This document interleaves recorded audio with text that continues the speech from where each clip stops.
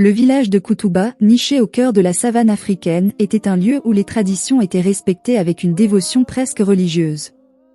Les cases en terre cuite, alignées comme des perles d'un collier, formaient un réseau serré de familles qui partageaient tout, des récoltes au secret. Au centre de ce village vivait Amina, une jeune femme dont la beauté était connue bien au-delà des frontières de Koutouba. À 16 ans, ses yeux d'ébène et ses longs cheveux noirs attiraient tous les regards. Les parents d'Amina, fiers mais modestes, avaient attendu le bon moment pour marier leur fille. Et ce moment était arrivé. Mamadou, un riche fermier du village, avait demandé sa main. Il était plus âgé, dans la quarantaine, mais il offrait une vie de sécurité à Amina, ainsi qu'un statut social enviable pour sa famille.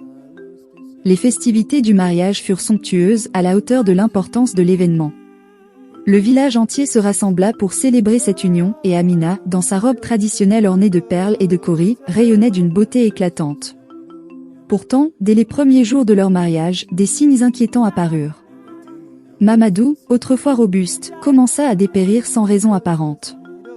Il avait toujours été fort comme un baobab, mais il devint pâle et fragile, comme une feuille au vent. Les guérisseurs du village furent appelés à plusieurs reprises, mais leurs potions et incantations restèrent sans effet. Chaque jour, Mamadou semblait se rapprocher un peu plus de la mort. Amina, elle, restait stoïque, remplissant ses devoirs d'épouse avec une diligence presque mécanique. Les villageois commencèrent à murmurer. C'est étrange, disait-il, Mamadou n'était jamais tombé malade avant ce mariage. Certains évoquaient une malédiction, tandis que d'autres accusaient Amina de sorcellerie. Mais personne n'osait confronter la jeune femme directement, de peur de réveiller des forces qu'ils ne pouvaient comprendre. Un matin, après plusieurs semaines de lutte contre sa mystérieuse maladie, Mamadou mourut. Son corps, émacié, ne ressemblait plus à l'homme qu'il avait été. Amina, voilée de noir, se tenait debout à ses côtés alors que les anciens du village organisaient les funérailles. Il n'y avait pas de larmes sur son visage, seulement une étrange sérénité. Les villageois regardaient avec une méfiance croissante, mais personne ne parla. Mamadou fut enterré avec les honneurs dus à son rang, mais le murmure persistant de la malédiction grandissait dans l'ombre. Quelques semaines après les funérailles, la vie dans le village reprit son cours. Les gens retournèrent à leurs champs, les enfants à leurs jeux, mais Amina restait au centre des conversations. Les vieilles femmes du village, assises sous le grand arbre à palabres, se penchaient les unes vers les autres en chuchotant. « Elle n'a jamais pleuré », disait l'une. « Peut-être qu'elle est soulagée de sa mort », répondait une autre. Les rumeurs enflaient, alimentées par le mystère qui entourait la jeune veuve. Mais alors que certains l'accusaient, d'autres voyaient en elle une victime des caprices du destin. Comment une si jeune femme pouvait-elle être responsable de la mort de son mari? Peut-être que Mamadou portait en lui une maladie inconnue qui avait fini par l'emporter. Peut-être que le mariage n'était qu'une coïncidence tragique. Quoi qu'il en soit, le temps passa et bien que la méfiance subsistât, la vie continua. Amina, désormais veuve à 16 ans, retourna vivre chez ses parents. Mais les événements étranges autour de sa personne ne faisaient que commencer. Un an après la mort de Mamadou, un autre homme, Bakari, un chasseur respecté du village, demanda sa main. Malgré les réticences de certains villageois, le mariage fut célébré avec la même ferveur que le précédent. Mais cette union, comme la première, ne devait pas connaître de bonheur. Bakari, un homme connu pour sa force et son courage, commença à changer après quelques mois de mariage. Lui qui avait l'habitude de marcher avec assurance et de rire aux éclats devint soudainement nerveux, méfiant. Il parlait peu et passait de longues heures dans la forêt, seul, comme s'il fuyait quelque chose. Un soir, alors que le crépuscule baignait le village d'une lumière orangée, Bakari ne rentra pas chez lui. Amina, inquiète, alla chercher de l'aide parmi les villageois.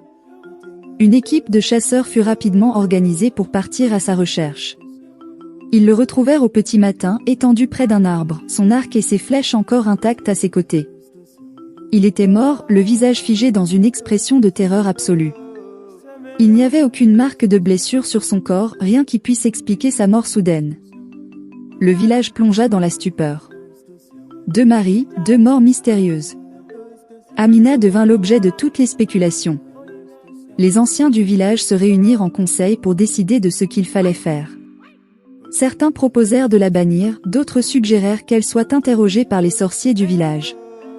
Mais aucune décision ne fut prise ce jour-là. Amina, quant à elle, restait impassible, comme si elle était entourée d'un voile d'indifférence. Les rumeurs devinrent des accusations à voix basse. On l'évitait dans les rues, les mères retenaient leurs enfants lorsqu'elles passaient et les hommes détournaient le regard. Pourtant, malgré l'hostilité croissante, Amina n'était jamais seule.